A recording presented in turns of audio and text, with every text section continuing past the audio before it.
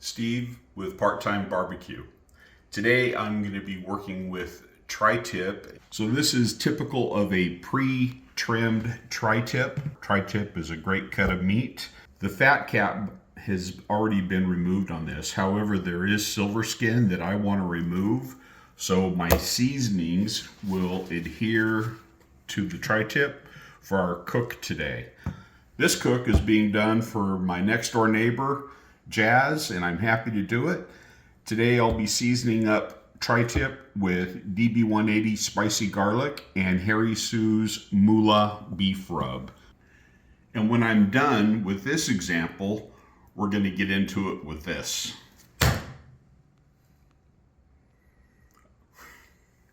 A bag of 4 USDA Choice untrimmed tri-tip, and we'll show you what that looks like. So I'm going to trim the silver skin off, and I'm going to slice it back, grab it so I have a little handle.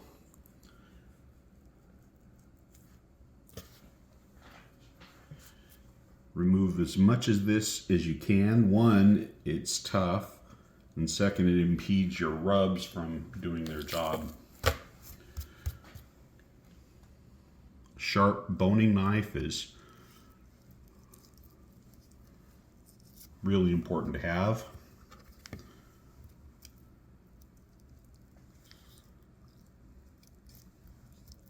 And this knife actually needs to be sharpened a little bit.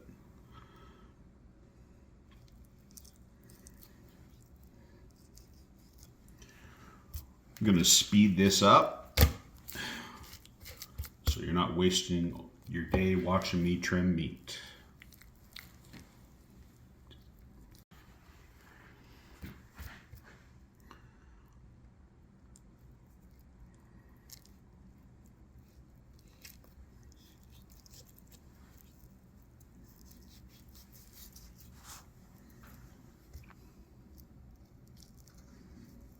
If you angle the knife up, you'll remove the silver skin and leave the meat behind, which is our goal.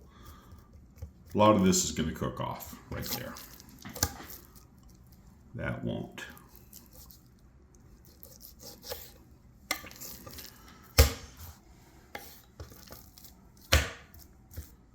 DB180 spicy garlic. Nice layer.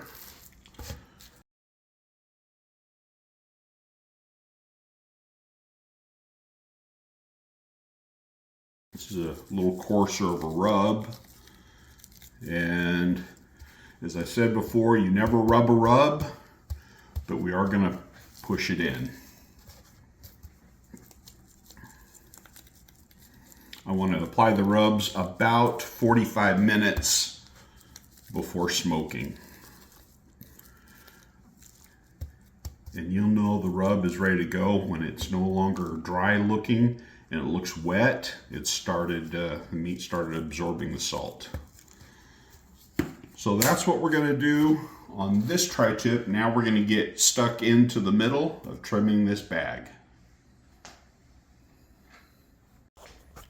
This is typical of an untrimmed tri-tip when you buy bulk in a bag. This is the top. This is what the bottom looks like, albeit with some leftover rub on the bottom. So here's how I would trim this out.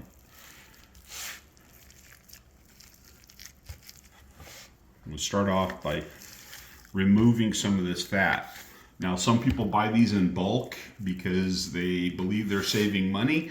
And yes, it does cost less per pound bulk, but you really need to take into account the trim price versus your waste of the whole of the bulk cost to determine if you're actually saving money. So we'll show you off this tri-tip. This is a large tri-tip. We'll show you how much waste comes off this.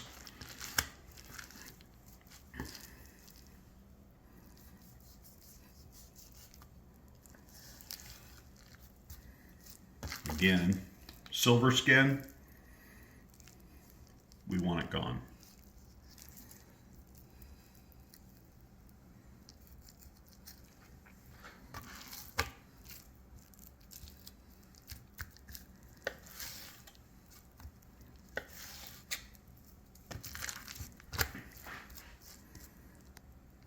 The more tri-tips you trim, the quicker this gets. But that is rough right there.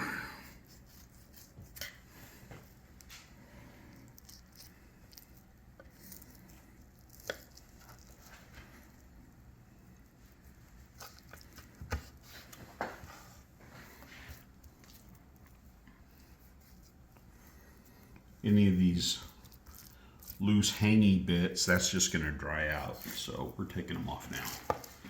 This fat on the top, heavily marbled tri-tip, that would cook off, but I'm just going to shave it down to the meat. That'll prevent flare-ups when we decide to sear these off. Okay, as for the bottom, so this is somewhat controversial. Well, this part isn't. This is more like skin. It's not skin, but it's loose, sinewy fat. That won't render, doesn't taste good. We want it off, so we're going to take it off. So here's the somewhat controversial part. Some people cook the tri-tip with the fat completely removed, like our first example. Other people leave the fat cap on and cook it fat cap down initially to protect the meat, and then after the cook they'll take the fat off. You can do it either way you want. A 1/4 inch layer of fat is fine. If it's much thicker than that, it's not helping you and it's hindering your cook and going to create more fat dripping into your coals, which could mean flare-ups if you're doing direct grilling.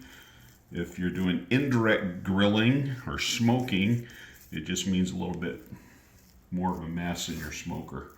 So I'm going to trim this down a little bit because I will be doing a reverse sear on these. I'm going to smoke them and then at the end sear them off to a perfect medium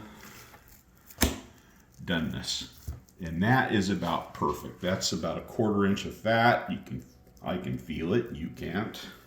And that'll act as a nice barrier to protect the tri-tip during the cook, throughout the cook.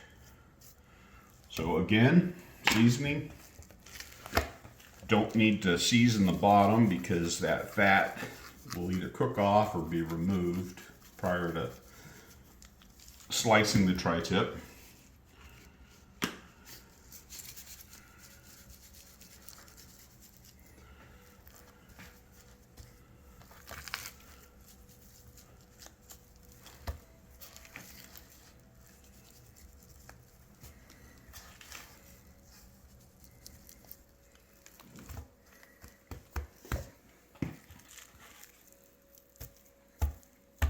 Do the pound method to pick up all the loose rub on the board so you're not missing out on that. There you go. There is a trimmed tri-tip from a bulk pack. The amount of weight here, this is probably about a pound and a quarter of fat. When this was purchased, they paid $4.49 for that. Take that off, you're left with your tri-tip. That would probably typically sell for about $6, $6.50 a pound. So you can do the math on that. And anyway, I got more work to do, and then out to the smoker we go. Our trimming of the tri-tip is done. I have 5 tri-tips ready to head out into the cooker in about 45 more minutes. You can see how the rubs are starting to be absorbed. That's what we want to look for. So we're going to give it about another 30, 45 minutes and then head on out. Let's bring it back to the cutting board. So in the 2 examples, One was a trimmed tri-tip. The cost was $7.18 per pound. It weighed 2.13 pounds for a total cost of $12.29. Now that's 100% $15.29. I can't read upside down. So in this example, this is pre-trimmed, 100% usable meat, no waste. You can season it and go straight out to the grill with it. In the bulk purchase, this was a total of 16.7 pounds. It was $4.49 per pound for a total cost of $74.98. Let's look at our waste. There it is, trimming from 5 tri-tip, whatever it was. Our total loss, 3 pounds, 8 ounces, that is unusable. And I'll do the math and put the page up in the video right now.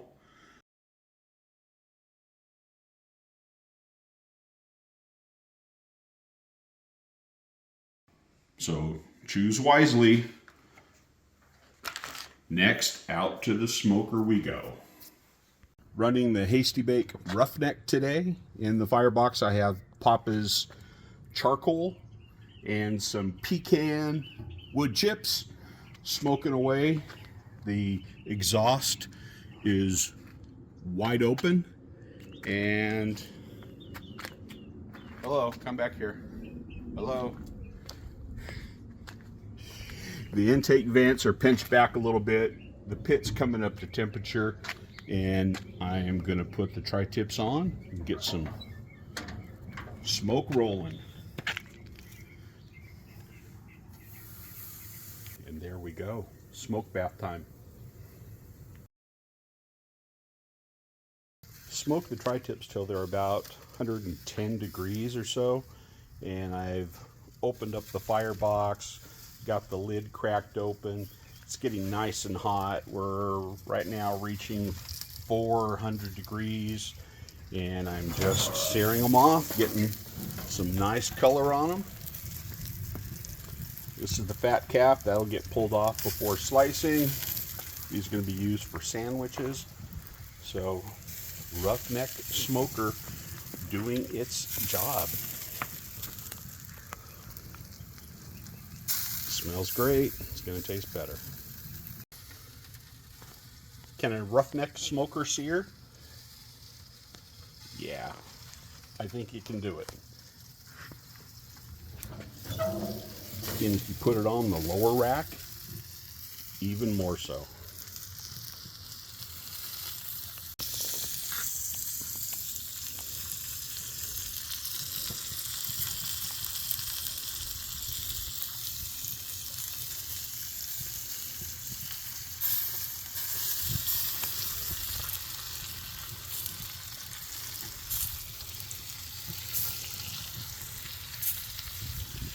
Yow!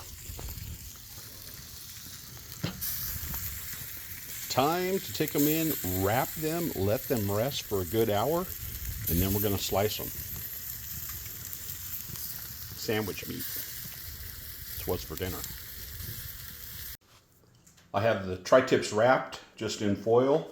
So here's a pro tip for you. Think about the surface that you're laying your wrapped meats on. For instance, this marble countertop, rather cold. That would tend to suck heat out of your wrapped meats. Wood is more of an insulator, it's warmer. And I have these tri-tips wrapped, piled up on top of each other. I want them to continue to carry over and then go into a rest period. So I mounded them up. I'm going to cover them with a blanket, a little bit better than this, and just let them hang out and get happy before I slice them. The tri-tip is rested. Let's open one up and take a look and slice it.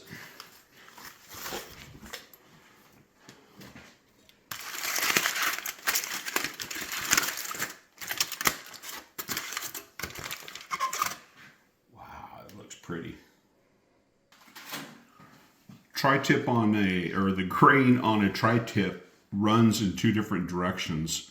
So I can see the grain running this way. So when I slice, I'm going to slice like this. And right about here, it changes direction, starts running this way. At this point, I'll be cutting it this way. All right, that's what we do. First, we're going to look. This is the pre-trimmed one, so there's no fat cap to remove.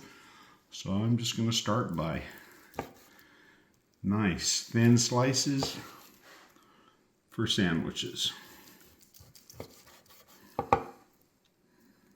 Look at that. That is beautiful. This is pitmaster privilege right here. So we're going to quality control our cook.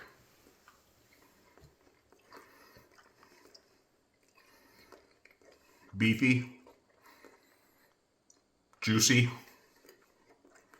little kiss of smoke, good seasonings.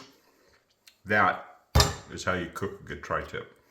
Appreciate you watching. Please like the Part-Time Barbecue YouTube channel. Subscribe. Leave me a comment and tell me what you think.